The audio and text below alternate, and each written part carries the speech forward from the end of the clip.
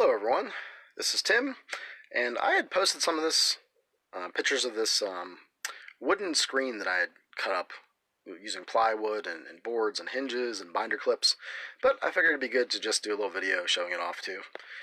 So on the ends here I just have some like 1x4s with 2 hinges in there, and the binder clips are on top, and the top of it is designed to be kind of like a castle wall, with I want to call them turrets, but I don't know if that's the correct nomenclature for that. But the Kill 'Em All obviously is a Metallica reference. But yeah, I mean, that thing, when you set it up at a table, I set this up several times at gaming conventions, and it was one of those like eye-catching things that people would like, hey man, what are you running? And I was like, oh, I'm running some old school stuff, because I tend to use this when I'm running like Labyrinth Lord or Swords of Wizardry or Castles and Crusades, something like that. But yeah, I mean, that just that just brings them in a little bit. And I thought about painting this. I don't know if I'm ever going to paint it. I kind of like the wood grain. But what's nice about the binder clips here is that you can put like art and, thanks Stuart. You can put art on there. You can clip like 3x5 cards for initiative. There's all kinds of things. You can have stuff on the front, on both sides there, as well. As you turn it around, you basically clip stuff on the back there for your own personal references and cheat sheets, NPCs, and descriptions and so forth. So it's very utilitarian. It's easy to use. I basically just use the table saw, and obviously the hinges and come with screws. Binder clips I basically got at like a dollar store. But yeah, and it kind of folds up too, which is nice. It's not like super easy to store and carry with you, but it's not too bad. I also like a more horizontal GM screen, something that's a little bit low. After I made this, I actually kind of realized that it was a little bit too tall for my likes, my preferences, I guess, because I'm a very animated, I make a lot of animated GM, I guess. I role play things out in character. I use my arms. I use gestures and physical expressions a lot, like semantic components, you could say, when I'm running a game. So I don't like the screens to cover that up. I don't run a game kind of like Gary Gygax, where he hides in the corner behind his like filing cabinet, or like M.A.R. Barker. But yeah, that's my little screen. I wanted to show you guys that. Just put that in the background, I guess. And real quick, so Savage Worlds has an initiative system, which is card-based. And I was just going through some of my cards the other day, and I was like, you know what? I've got a bunch of these that are kind of a little bit, I don't know, abnormal. So it's a little hard to see, but Lord of the Rings stuff, it's got faces on it, and, I don't know. It's just kind of cool. It's, Lord of the Rings is like D&D adjacent. Even though they might not say it is. But I got these from a friend too.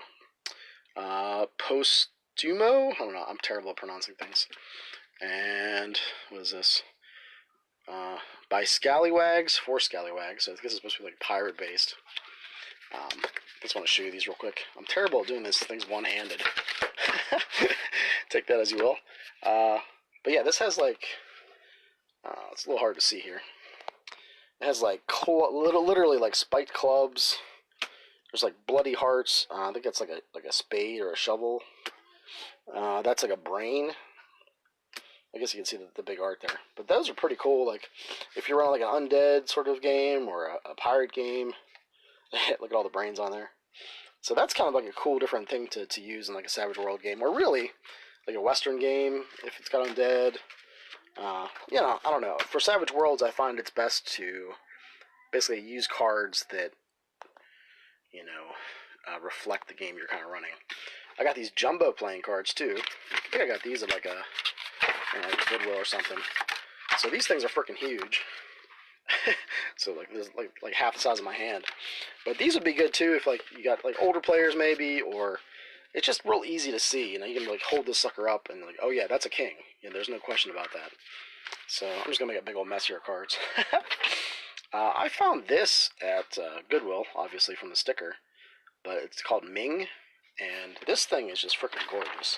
I'm gonna make a mess again, but I've never heard of this. but this would be good for like a martial arts or Asian flavored setting. Yeah, I'm totally gonna make a mess of this. Let's see here. Alright, so these cards have like this. Oh my goodness, I'm making a huge mess. These cards have like this dragon scale sort of backing on them. And the cover, the front is just gorgeous. There's like, I don't even know what those are. Bamboo maybe. Just little symbols. The face cards are gorgeous too. There's dragons in them. They're just like based on the elements. It's just gorgeous. Like, NPCs, you could even use those as NPC cards. Yeah. He's upside down, but you get the gist. So I know, geez, I can't think of any names right now, as my daughter's screaming in the background. But yeah, just quick look through here. These would be very cool for like a wushu, is that right? I don't know. But Asian inspired sort of game.